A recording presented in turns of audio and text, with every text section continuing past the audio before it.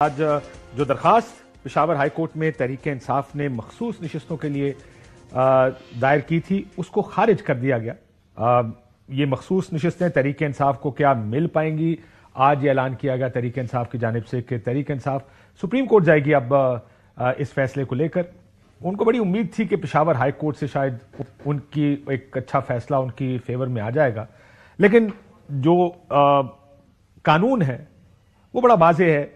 مخصوص نشستوں پر دو قسم کی اس میں اگر آپ قوانین کا اطلاق ہوتا ہے، ایک تو الیکشن ایکٹ ہے جس کے تحت کسی بھی سیاسی جماعت کو الیکشن کمیشن کی دی گئی تاریخ سے پہلے اپنی لسٹ جمع کرانی ہے مخصوص نشستوں کی۔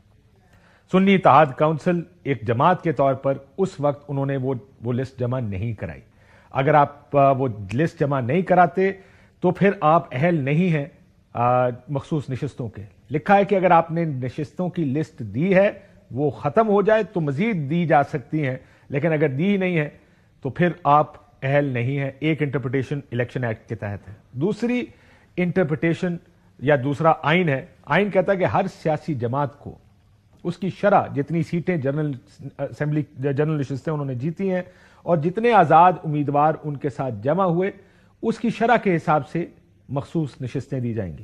تو ایک طرف تو اگر سنی اتحاد کونسل کو سیٹیں نہیں دی جا سکتی تو بڑا سوال یہ ہے کہ کیا مسلم لیگ نون، پاکستان پیپلز پارٹی یا دوسری جماعتوں کو یہ سیٹیں دی جا سکتی ہیں؟ میرا خیال ہے اس کا فیصلہ اب سپریم کورٹ کرے گا کہ اس میں کیا مزید قانون سازی کی ضرورت ہے، کیونکہ ایک بڑی نئی صورتحال سامنے آئی ہے۔ اس سے پہلے یہ کبھی نہیں ہوا کہ ایک سیاسی جماعت جس کا کوئی امیدواری میدان میں نہ ہو، جس کا اپنا چیئرمین اپنی پارٹی کے ٹکٹ سے نہ الیکشن لڑا ہو، اور اس کی اگر سیٹیں اس میں اتنی بڑی تعداد میں آزاد امیدوار جوائن کر جائیں تو میرا خیال ہے یہ پہلا موقع تو نہیں ہے۔ باپ پارٹی کی مثال ہم دے چکے ہیں، لیکن وہ حالات اور تھے، وہ واقعات اور تھے، وہ ماحول اور تھا۔ اس وقت تو باپ پارٹی کو خیبر پختونخوا میں ایک ریزرو سیٹ دے دی گئی تھی، لیکن اب بڑے قانون کے مطابق چل رہا ہے الیکشن کمیشن آف پاکستان۔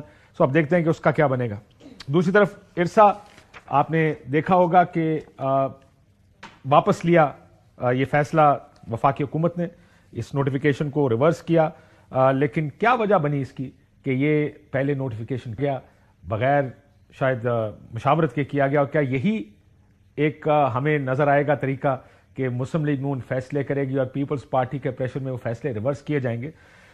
ایک اور ڈیولپمنٹ آج ہم نے دیکھی، ایک ری کاؤنٹ میں گجرانوالہ کی سیٹ، اس میں فیصلہ ایک دیا گیا ہے آر او کی جانب سے۔ اس ری کاؤنٹ میں NA 81 گجرانوالہ نون لیگ کے اظہر قیوم ناڑا ان کو کامیاب قرار دیا گیا۔ اس سے پہلے پاکستان تحریک انصاف کے امیدوار اس سے کامیاب ہوئے تھے، 7,000 کی ان کی تقریباً لیڈ تھی، اب 3,000 کی دوسری طرف چلی گئی۔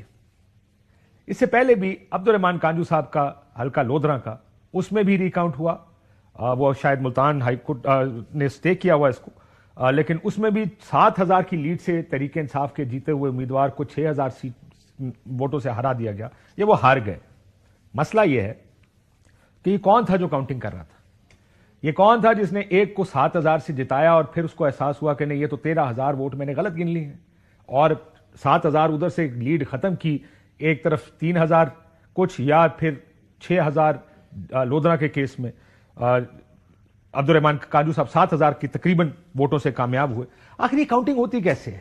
How is it so easy کہ آپ نے پہلی کاؤنٹ کیا، اس میں کہا کہ ایک انڈیپینڈنٹ امیدوار کامیاب ہو گئے ہیں، اور یہ بات بھی کو آج کی نہیں ہے، کافی دنوں سے یہ خبر مارکیٹ میں چل رہی تھی کہ 10 سے 15 سیٹیں ایسی ہیں جس کو ری کاؤنٹ میں ہرایا جائے گا، اور اب تو تحریک انصاف بڑے کھل کے یہ بات کرنا شروع ہو گئی ہے کہ یہ سیٹیں دی جائیں گی مسلم لیگ نون کو۔ کیا کہا انہوں نے؟ میں رپورٹ بھی ملی ہے کہ چیف الیکشن کمشنر کو ٹاسک دیا گیا ہے کہ پی ٹی آئی کی 20 حلقوں کو جو ہے نا آپ نے مسلم لیگ نون کو دینے ہیں۔ ایک سازش شروع ہو چکی ہے جس کے بیس پہ پاکستان تحریک انصاف کے بیٹ کینڈیڈیٹ جو جیت چکے ہیں ان کینڈیڈیٹ کو ریکاؤنٹنگ کے ذریعے سے جیت کو شکست میں تبدیل کرنے کی کوشش کی جا رہی ہے۔ رپورٹس ہمارے پاس یہ ہیں کہ چیف الیکشن کمشنر اس کو یہ سو کالڈ حکومت اس کو بھیج رہی ہے ایز ایمبیسڈر ٹو کینیڈا، پر اس پہ جو ڈیل سویٹنر ہے کہ تم نے پاکستان تحریک انصاف کے 20 سے زیادہ سیٹیں उस पे रिकाउंटिंग करके जुर्लू फेरना है, जिस तरह के फॉर्म 47 पे फेरा गया था। चीफ इलेक्शन कमिश्नर को और मेंबर्स को फिल फॉर मुस्ताफी होना चाहिए।